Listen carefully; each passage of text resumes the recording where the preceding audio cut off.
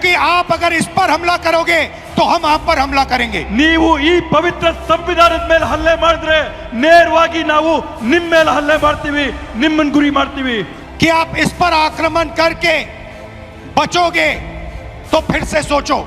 ನಾನು ಅವರೆಲ್ಲರಿಗೂ ಕೂಡ ಸ್ಪಷ್ಟವಾಗಿ ಒಂದು ಮಾತಾಡಕ್ಕೆ ಬಯಸ್ತೇನೆ, ನೀವು ಈ ಸಂವಿಧಾನದ ಮೇಲೆ ಪ್ರಹಾರ ಮಾಡಿ ನೀವು ಯಶಸ್ವಿ ಆಗ್ತೀರಾ ಅಂತಂದ್ರೆ ತಾವು ಮತ್ತೊಮ್ಮೆ ಆಲೋಚನೆ ಮಾಡಬೇಕು ಅಂತ ಒಂದು ವಾರ್ನಿಂಗ್ ನಿಮಗೆ ಕೊಡ್ತೀನಿ। टाइम लगेगा मगर हम आपको पकड़ेंगे। ಸಮಯ ಬರುತ್ತೆ, ಆದ್ರೆ ನಿಮಗೆ ತಕ್ಕಾದಂತ ಪಾಠನ एक ಕಲಿಸ್ತೀವಿ, एक करके पकड़ेंगे। ಒಬ್ಬೊಬ್ಬರನ್ನ ಹುಡುಕಿ ನಿಮಗೆ ಪಾಠ ಕಲಿಸ್ತೀವಿ, मेरी बात याद रखना, ದೇಶಾದ್ಯಂತ ಹುಡುಕಿ ಕೊಡ್ತೀವಿ। क्योंकि आप अगर इस पर हमला करोगे तो हम आप पर हमला करेंगे। ನೀವು ಈ ಪವಿತ್ರ ಸಂವಿಧಾನದ ಮೇಲೆ ಹಲ್ಲೆ ಮಾಡಿದ್ರೆ ನೇರವಾಗಿ ನಾವು ನಿಮ್ಮ ಮೇಲೆ ಹಲ್ಲೆ ಮಾಡ್ತೀವಿ, ನಿಮ್ಮನ್ನ ಗುರಿ ಮಾಡ್ತೀವಿ।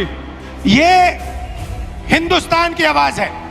ಈ ಒಂದು ಪವಿತ್ರವಾದಂತ ಗ್ರಂಥ ಈ ದೇಶದ ಧ್ವನಿ। याद रखिए, नरेंद्र मोदी 25 सीट की मार्जिन से प्रधानमंत्री हैं। ತಾವು ನೆನಪಿಟ್ಕೋಬೇಕು, ನರೇಂದ್ರ ಮೋದಿ ಅವರು ಕೇವಲ 25 ಸೀಟುಗಳಿಂದ ಇವತ್ತು ಈ ದೇಶದ ಪ್ರಧಾನಮಂತ್ರಿ ಆಗಿದ್ದಾರೆ। एक सीट हमने दिखा दी कि चोरी हुई है। ಒಂದು ಸೀಟ್ನ ನಾವು ಸಾಬೀತು ಮಾಡಿ ತೋರಿಸಿದೀವಿ ಕಳ್ತನ ಆಗಿದೆ ಆ ಸೀಟಲ್ಲಿ ಅಂತ ಹೇಳಿ।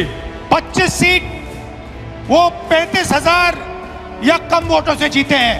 25 ಸ್ಥಾನಗಳನ್ನ ಅವರು 34,000ಕ್ಕಿಂತ ಕಡಿಮೆ ಅಂತರದಲ್ಲಿ ಇವತ್ತು ಜಯ ಸಾಧಿಸಿರೋದನ್ನ ನಾವು ನೋಡಿದೀವಿ। अगर हमें इलेक्ट्रॉनिक डेटा मिल जाए हम साबित कर देंगे कि हिंदुस्तान का प्रधानमंत्री चोरी करके प्रधानमंत्री बना है।